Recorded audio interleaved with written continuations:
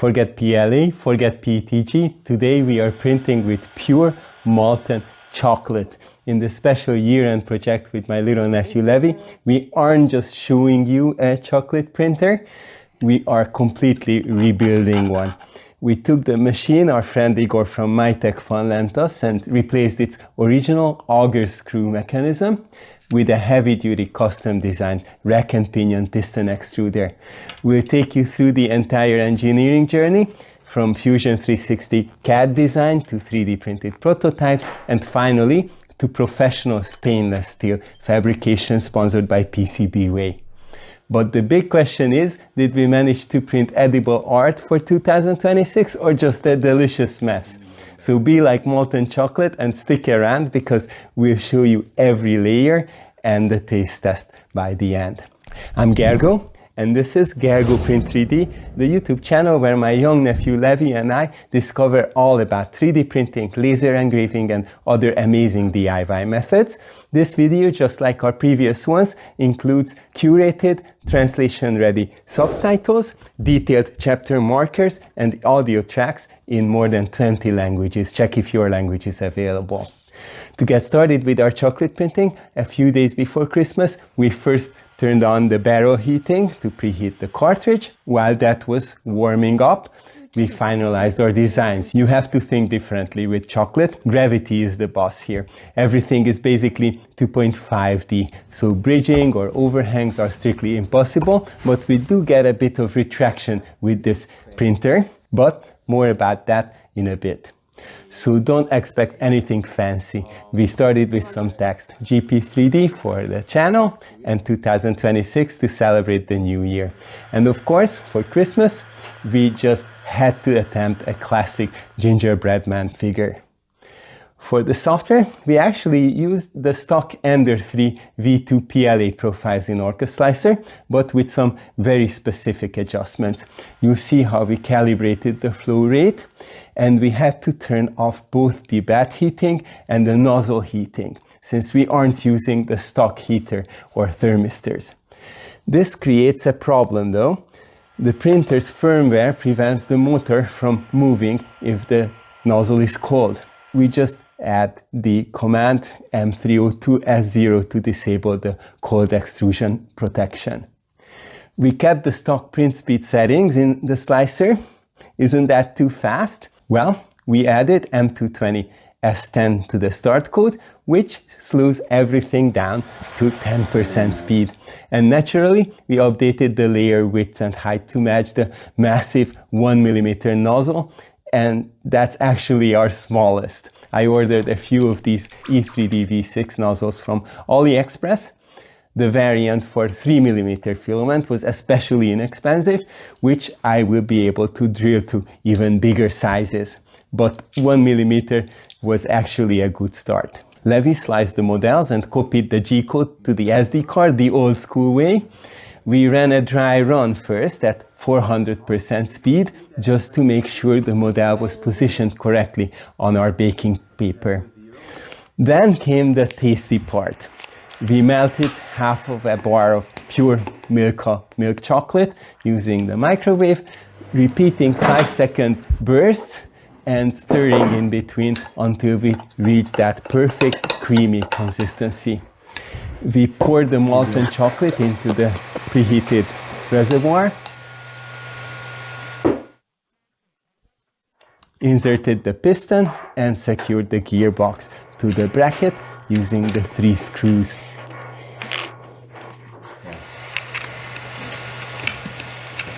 Nice. On the nozzle very slowly. You see how it started to come out? We selected the file and the printing began. So how did the prints turn out? While the printer is busy drawing the layers of chocolate, let us take you along the journey that led us here. First, we have to give 2 massive shoutouts. Number 1 goes to Igor at MyTechFun for actually lending us this printer with the Cakewalk assembly. If you haven't seen his video from the beginning of the year, definitely go watch it to see how far he got with the original setup and exactly what upgrades he recommended. And that brings us to the second shoutout. We actually implemented those specific upgrades with the help of PCBWay. We'll tell you all about their indispensable contribution in just a few minutes. And if you think waiting for a few minutes is hard, just imagine us waiting days for the actual parts to arrive. But trust me, it was worth the wait. But let's start at the beginning, the designs. We jumped into Fusion 360 with a clear goal. Replaced the original auger screw extruder with a direct piston drive. I didn't start from scratch. I grabbed this Rack and Pinion model from Thingiverse because why reinvent the wheel? But I heavily modified it for chocolate. I designed a conical piston to act as a zero waste plunger, perfectly matching the funnel shape of the cartridge. I also had to reorient the motor 90 degrees and updated the original mounting bracket to hold the new heavy-duty gearbox. Most importantly, I designed it for maintenance. The entire plunger assembly can be removed by simply undoing 3 easy-to-access screws. If you enjoy seeing us engineer custom solutions like this and making mistakes so you don't have to, please take a moment to hit that like button. It really helps the channel out, and if you want to see what we build next, make sure you're subscribed as well. Thank you if you are. We started by printing the first prototypes in PLA on our lightning fast FS on S1 Pro. This is getting to be a pattern with our channel. And almost immediately we hit a snag. The motor was moving the rack in the wrong direction, pulling up instead of pushing down. Now, I could have reversed the direction in the printer's firmware, though I'm not sure how, or flipping some wires, but since I was already in CAD, I decided to fix it there. I simply mirrored the design. That fixed the direction, but it created a new problem I didn't spot until the next prototype was finished. The mounting bracket wasn't symmetrical. The mirrored part physically couldn't be bolt onto the printer. Whoops, we make mistakes so you don't have to. After fixing the geometry, we moved to the final production prints on our Bamboo H2S. For the structural parts of the extruder system, we chose this eerie one asa-cf, a very affordable option from AliExpress. I know a few of you already tried this filament. I'll put a link to it in the description below. It's rigid, heat resistant, and even looks fantastic. But for the plunger head itself, the part that actually touches the chocolate, we used PETG, as it is generally considered a more food-safe material for contact. For the assembly, in the first design iteration, I simply glued the conical PETG plunger head onto the end of the ASA rack. It's simple, but it works. We use screws and heat set inserts to securely fasten the two halves of the drive gearbox together. You know we love our heat set inserts on this channel. I'm sure by now you've seen our video on the stealth press. After attaching the coupler between the motor and the drive gear and mounting the motor itself, we did some, let's call it rudimentary cable management. But the important part is everything fits and the mechanism moves smoothly. Then came the calibration phase. First, we had to set the Z distance. We did this physically by moving the micro switch on the frame. This is actually a massive upgrade over the original setup because we only have to do it once. Now we can refill or clean the barrel cartridge without removing the entire assembly or messing up the leveling. Next, we had to tune the flow rate, which is tricky since the slicer expects a 1.75 millimeter filament, not a syringe full of goo. We ran a dry run, printing a 5 millimeter tall cylinder that matched the diameter of the barrel.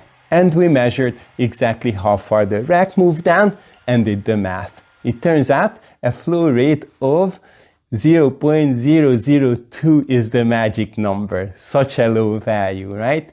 You can fine-tune this further by adjusting the E-stepper steps in the firmware, but this got us very close. Finally, the heater. We hooked up the heater jacket to a variable power supply. You guessed it, from AliExpress. This is such a cool device, up to 60 volts and 20 amps for $300 with shipping was an amazing deal. A bit of overkill for this project, but you'll see us use it in many future videos. Running the heater at 24 volts made it slightly too hot, but dialing it down to 19 volts stabilized the temperature at exactly 45 C, perfect for keeping the chocolate molten without burning it. With the calibration done, we were ready for our first real print, a simple Santa hat. But disaster struck. The nozzle clogged almost immediately. The issue? Physics. The dispensing tip was made of plastic and wasn't heated directly. It effectively kept the nozzle and the very tip of the syringe cold, freezing the chocolate before it could leave. We realized we needed these parts to be metal, not just for strength, but for better heat conductivity and, more importantly, higher thermal mass to keep that chocolate flowing. And this is where PCBWay saved the project. I went back to CAD and designed a new dispensing tip, a replacement for the original plastic Igor got with the Cakewalk system. I made sure to design the threads for the E3D V6 nozzle as well. I also updated the plunger design to use a screw attachment instead of glue. We are keeping the rack as asa-cf, so we need an easy to remove connection. One more upgrade. I increased the plunger's contact surface with the barrel wall to help transfer heat into the piston itself. I prototyped them in plastic first, then uploaded the files to PCBWay's CNC milling service. It's actually as easy as sending it to your local 3D printer or CNC machine, except you probably don't have the powerful CNC machines they operate at PCBWay. Now here's the added value.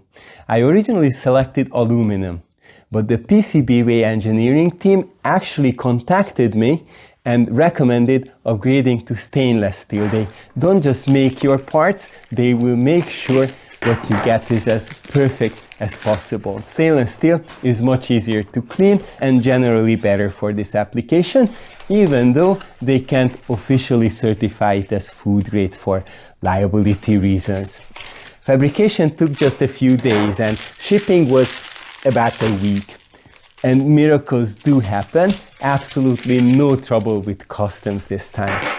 The shiny new parts arrived well before Christmas, just after our 10,000 subscriber live stream celebration. This gave us plenty of time to prepare this video. PCBWay can bring your projects to life just as helpfully, and if you use our link in the description, you'll even get a little discount. However, when we tried to assemble the new parts, we hit a snag. The stainless steel piston was just a few tenths of a millimeter too wide. It wouldn't fit into the syringe barrel. Now in machining, it is always better to be a little too big than too small. You can take material away, but you can't easily put it back. So I basically improvised a lathe right here in the workshop to solve this tolerance issue. I designed a custom connector, essentially a printed mandrel, and printed it out of that same sturdy asa-cf. I secured this jig to the piston head, mounted the other end onto our new 16-volt hot tool hand drill, which has plenty of torque for this, and used an abrasive stone to perform some manual cylindrical OD grinding. It took a steady hand, but the result? A perfect close running fit. It's tight enough to stop chocolate from leaking up, but loose enough to slide down smoothly without binding. I've put a link to this hot tool drill kit in the description below, along with a massive 15% discount code if you need a top quality tool like this. With the machine finally ready, we moved on to the taste test. I mean, the print test. Our first attempt was the digits for the new year, 2026. The first layer went down great, but we got greedy. We added a desk fan to help solidify the chocolate faster so we could print the second and third layers without them slumping. Bad idea. The fan worked too well. It cooled down the reservoir, thickened the chocolate inside, and eventually clogged the nozzle mid-print. Lesson learned, chocolate needs a warm environment to flow, but a cold environment to set. It's a delicate balance. We reheated the chocolate to get it flowing again and tried the Santa hat and the GP3D channel logo. This time we ditched the external fan. Without the active cooling, the flow was consistent, but the details were a bit soft. These are the best. It printed successfully, but we knew we could do better. For the grand finale, the Gingerbread Man, I came up with a better cooling solution. I mounted the original extruder and part cooling fans directly over the print bed, pointing downward. This gave us localized cooling for the print without freezing the barrel, and control for the part cooling strength right from the device screen. To compensate for the airflow, I increased the heater voltage back up to 24 volts to ensure the reservoir stayed toasty. With this setup, the Gingerbread Man turned out to be our best print yet. It was still a bit over-extruded, but can you over-extrude chocolate? We might need to tweak that flow rate down even further, but the shape held perfectly. Now the print was done, but it needed some color. I hear tool changers are the new hype in the 3D printing world. Maybe the next upgrade could be a tool changer for this chocolate printer too. But until then, I am the manual tool changer. We added these colorful sugar sprinkles by hand to bring him to life. To life, at least until we eat him. This turned out to be a great educational project for both of us. It wasn't just about chocolate, it was a hands-on masterclass in thermodynamics, fluid dynamics, and flow rate calibration. We really learned what it takes to set up a machine for a completely new state of matter. And Levi was essential, not only with the concept and the technical side, but he also saved me from gaining too much weight with such a sweet project. Yeah. We have a rule here, nothing goes to waste. He bravely volunteered to clean up this village and helped carry out the ultimate test, our very first edible 3D prints. The verdict? They actually tasted like chocolate. Wait, we just had to say Happy New Year and thank you for all the support throughout 2025. And if you like this video, you might want to see our other project with PCBWay on the SVO8 Max. And we also have a CNC machine, yet much weaker than PCBWay's. You can watch our video about that here. Now go print 3D. Thank you for watching another gerGO Print 3D video all the way to its end. Happy 2026.